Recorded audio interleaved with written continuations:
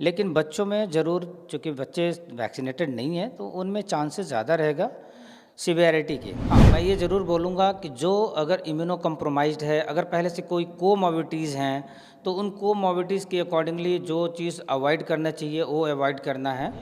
लेकिन डेफ़िनेटली ये बोल सकते हैं कि जो लोग योगा कर रहे हैं, उस तरह के योगा कर रहे हैं, उनमें इन्फेक्शन के चांसेस कम रहेंगे। नमस्कार, फर्स्ट बिहार झारखंड देख रहे हैं आप। मैं हूं आपके साथ दिव्या सिंह। इस वक्त हम मौजूद हैं राजधानी पटना के जय प्रभा मेदांता हॉस्पिटल में। आपको बता दें, इस वक्त हमारे साथ डॉक्टर मृत्युंजय कुमार मौजूद हैं और उनसे हम ये जानने की कोशिश करेंगे कि जिस तरह से कोरोना संक्रमण एक बार फिर से तेजी से बढ़ने लगा है, तो उसके रोकथाम के क्या उपाय हैं और किस तरह से लोगों को सावधानी बरतने की ज़रूरत है। सर, सबसे पहले तो हम चाहेंगे आप अपना परिचय दें। मैं doctor Mrityunjay Kumar Singh, consultant physician Medanta hospital. यहाँ मैं एज ए यूनिट हेड काम कर रहा हूँ। जी। अभी तो कुछ दिन पहले ही हम लोगों ने कोविड के, जिसके लिए आप चर्चा कर रही हैं, उसके उसके लिए भी हमारी कुछ दिन पहले ही मीटिंग हुई थी कि कैसे इसको, अभी जो पेंडेमिक दोबारा आ रहा है, उससे कैसे हम निपटें। सर, अगला सवाल हमारा यही है कि जिस तरह से एक बार फिर से कोरोना तेजी से बढ़ने लगा है, तो इसको लेकर किस तरह से सावधानी बरतने की ज़रूरत है? बिल्कुल, मुझे लग रहा है कि इस बार भी जो भी आ रहा है ओमिक्रॉन ही है। अगर ओमिक्रॉन के कुछ जो पहले वेरिएंट थे, उसमें से 3 वेरिएंट थे, जिसमें से मेनली एक वेरिएंट जो था, जो हाईली इन्फेक्शियस था, उसमें से उसी वेरिएंट की वजह से अभी कोविड का स्प्रेड ज़्यादा हो रहा है। और डेफिनेटली पटना में सबसे ज़्यादा अभी केसेस मिल रहे हैं, पटना में ही ज़्यादा फैल भी रहा है। तो हमें अभी सतर्क रहना है। जो हमारी पुरानी चीज़ें हैं, जिसको हम फॉलो करते आए हैं, कि हमें हैंड हाइजीन मेंटेन करना है, डिस्टेंस मेंटेन करके रखना है, मास्क लगा करके रखना है, वो हमें अभी भी मेंटेन करना होगा, इसको स्प्रेड को रोकने के लिए। तो कोरोना को लेकर खासकर किस तरह के विशेष सावधानी बरतनी चाहिए और एक-एक पॉइंट करके हम जानना चाहेंगे आपसे। बिल्कुल, मुझे जहाँ तक लग रहा है कि मैक्सिमम लोग अब वैक्सीनाइज हो चुके हैं, वैक्सीनेटेड हैं। और अब जो भी इन्फेक्शन होगा, बच्चों में ज़्यादा होने के चांसेस रहेंगे। ऐसा नहीं है कि बड़े लोगों को इन्फेक्शन नहीं होगा, लेकिन बड़े लोगों में इतना फैटल नहीं होगा और सिवियरिटी नहीं होगी। लेकिन बच्चों में ज़रूर, चूँकि बच्चे वैक्सीनेटेड नहीं हैं, तो उनमें चांसेस ज़्यादा रहेगा सिवियरिटी के।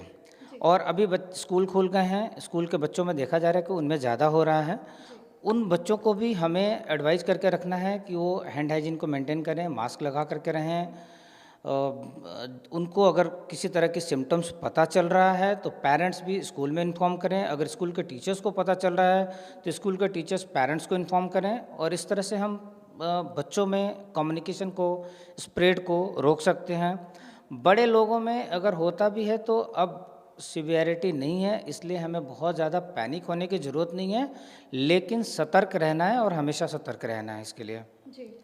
सर, बच्चे तो स्कूल जाते हैं और पेरेंट्स का ये फ़र्ज होता है कि वो सेफ्टी के साथ जाएँ। तो जो छोटे-छोटे बच्चे हैं, जिनको संक्रमण का ज़्यादा खतरा है, तो उनके लिए क्या टिप्स देने चाहिएगा आप, अगर उनके मम्मी-पापा को देना हो? बिल्कुल, मैं अभी जैसे बता रहा था कि उन बच्चों को भी मास्क लगा करके भेजें। मैं जैसे कुछ स्कूल्स में देख रहा हूँ, बच्चे सिर्फ मास्क लगा रहे हैं, लेकिन प्रॉपर वे में मास्क नहीं लगा रहे हैं। मास्क उनका प्रॉपर नहीं होने की वजह से इन्फेक्शन होने की प्रोबेबिलिटी और ज़्यादा बढ़ जा रही है। तो और फिर वो बच्चे बस में चढ़ते हैं, जो इन्फेक्टेड बच्चे होते हैं उनके कांटेक्ट में आते हैं, वो डिस्टेंस मेंटेन नहीं कर पाते हैं, क्लास में भी डिस्टेंस मेंटेन नहीं कर पाते हैं। तो उनको मेरी तरफ से एक सलाह रहेगा कि जो भी अभिभावक जाएं, कम से कम अगर ये चीज़ नहीं हो रहा, तो एक मास्क प्रॉपर वे में उनको लगाना सिखाएं, हैंड हाइजीन को उनको मेंटेन करके रखना बताएं। और थोड़ी बहुत भी अगर उनको लगता है कि बच्चे को सिम्टम्स आ रहे हैं, तो तुरंत ही किसी न किसी डॉक्टर के पास पहुंचे, ताकि स्प्रेड और सिवियरिटी दोनों को रोका जा सके। जी। सर, कोशिश तो यही हो रही है कि संक्रमण ज़्यादा तेज़ी से फैल रहा है, लेकिन उसके बावजूद भी उसको कंट्रोल किया जा सके। आप मेदांता हॉस्पिटल के डॉक्टर हैं, आपसे जानना चाहेंगे आपके हॉस्पिटल में इसको लेकर किस तरह की तैयारी है? बिल्कुल, हमारे यहाँ बिल्कुल तैयारी है। डेडिकेटेड वार्ड है हमारे लिए, कोविड के लिए डेडिकेटेड वार्ड है। अगर अगर ज़रूरत पड़ी तो हम उसको एक्सटेंड भी करेंगे। और हमारे तरफ से अवेयरनेस प्रोग्राम भी चल रहे हैं कि इसको प्रिवेंट करके, जैसे मैंने बताया कि कैसे प्रिवेंशन करना है, वो अवेयरनेस प्रोग्राम भी चल रहे हैं। और हम हर तरह से इक्विप्ड हैं, वेल इक्विप्ड हैं, हर तरह से जो भी अगर केसेस बढ़ रहे हैं, अगर उनकी सिवियरिटी भी बढ़ रही है तो भी उसको हम हैंडल करने के लिए रेडी हैं। हमारे पास सारी चीज़ें हैं, सब वेल इक्विप्ड हैं उसके लिए। कहा जाता है कि बहुत सारी बीमारी या फिर अगर वायरस की ही बात करें तो उससे निपटने के लिए खाने पीने में भी खास ध्यान देने की ज़रूरत होती है। तो अगर कोविड की बात करें तो आपको क्या लगता है, अगर किसी को कोरोना संक्रमण हो चुका है, कोई कोरोना संक्रमण का शिकार हो चुका है या फिर उससे अगर बचने की बात करें तो खाने में किन किन चीज़ों का विशेष ध्यान देना चाहिए? नहीं मतलब ऐसी कोई बहुत हमारी भाषा में जो बोलते हैं क्लास 1A एविडेंस की कोई फूड के लिए कोई प्रिकॉशन लेने की ज़रूरत है, ऐसा कुछ भी नहीं है।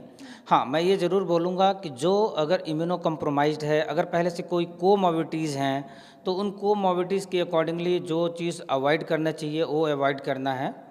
और इम्यूनो कम्प्रोमाइज़्ड हैं तो उनको आइसोलेट करके रखना है। और फूड से अगर मैं पार्टिकुलरली बोलूँ तो फूड से, किसी तरह के फूड से पार्टिकुलरली कोविड का लेना देना नहीं है।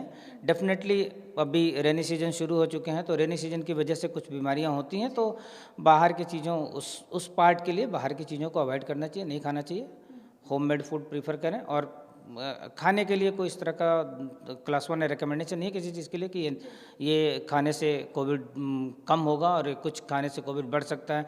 जैसे बहुत लोगों ने बोला इम्यूनो मॉड्यूलेटर लेने के लिए बहुत सारी चीज़ें एलोवेरा और क्या क्या लेते हैं, तो मुझे नहीं लगता कि इनका कोई रोल है और ना ही इनके ऊपर कोई स्टडी की हुई है जिसके बेसिस पे मैं बता पाऊँ कि ये चीज़ खाने से उनकी इम्यूनिटी बढ़ेगी और वो कोरोना उनसे नहीं होगा। ऐसा कोई भी एविडेंस नहीं है। जी।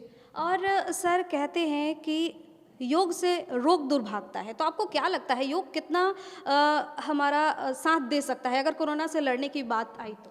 नहीं, योगा बहुत ही अच्छी चीज़ है। मैं सबको एडवाइस करता हूँ कि योगा करें। योगा से भले ही क्रिटिकल डिजीज़ दूर नहीं हो सकती, लेकिन बीमारियों को रोक सकते हैं और उसमें योगा का बहुत बहुत अच्छा रोल है। हर आदमी को योगा करना चाहिए, एक्सरसाइज करना चाहिए। इवन फिट रहने के लिए, रेस्पिरेटरी ट्रैक्ट इन्फेक्शन को रोकने के लिए भी योगा बहुत अच्छा चीज़ है। ऐसे मैं नहीं बोल सकता हूँ कि स्टडी के आधार पे कुछ बोले, लेकिन जो लोग जिनकी रेस्पिरेटरी जिनकी सांस की प्रॉब्लम नहीं है और जो अनुलोम विलोम जैसे रामदेव बाबा के जो भी हैं वो उस पर कोई आर्टिकल नहीं है, कोई स्टडी नहीं की हुई है, लेकिन डेफिनेटली ये बोल सकते हैं कि जो लोग योगा कर रहे हैं, उस तरह के योगा कर रहे हैं, उनमें इन्फेक्शन के चांसेस कम रहेंगे। सर कोरोना से बचने के लिए घरेलू उपाय क्या है? और मैं एक ही चीज़ बोला हूँ, पहले ही बोल रहा हूँ कि अपने आप को आइसोलेट करके रखना है। अगर कोई भी पास में कांटेक्ट में इन्फेक्शन वाले हैं तो आइसोलेट करके रखें, मास्क का यूज़ करें, हैंड सैनिटाइज करें।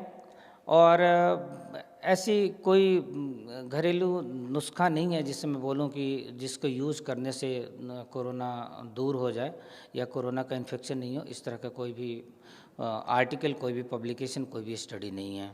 सर जाते जाते हम चाहेंगे कि आप उन छोटे छोटे बच्चों को क्या संदेश देना चाहिएगा जो स्कूल जा रहे हैं और जिन पे संक्रमण का खतरा बहुत ज़्यादा है?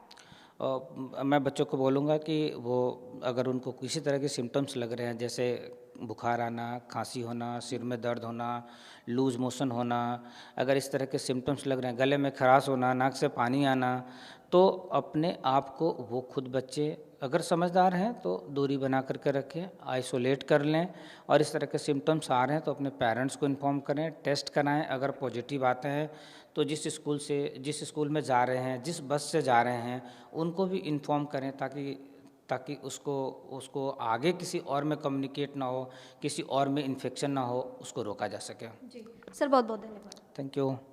तो ये थे मेदांता हॉस्पिटल के डॉक्टर मृत्युंजय कुमार, जिन्होंने कोरोना संक्रमण को रोकने के लिए कई उपाय बताए और ख़ासकर इन्होंने विशेष ध्यान जो दिया वो बच्चों पे दिया, क्योंकि जिस तरीके से स्कूल खुला हुआ है, बच्चे स्कूल जा रहे हैं, उनमें संक्रमण का खतरा बहुत ज़्यादा है। तो अगर आप कोरोना को लेकर लापरवाह हो चुके हैं तो आपको सावधानी बरतने की ज़रूरत है, क्योंकि आपकी एक लापरवाही आपके बच्चे पर भारी पड़ सकती है। हमारे इस वीडियो में फ़िलहाल के लिए इतना ही। तमाम अपडेट्स के लिए बने रहिए फर्स्ट बिहार झारखंड के साथ। नमस्कार।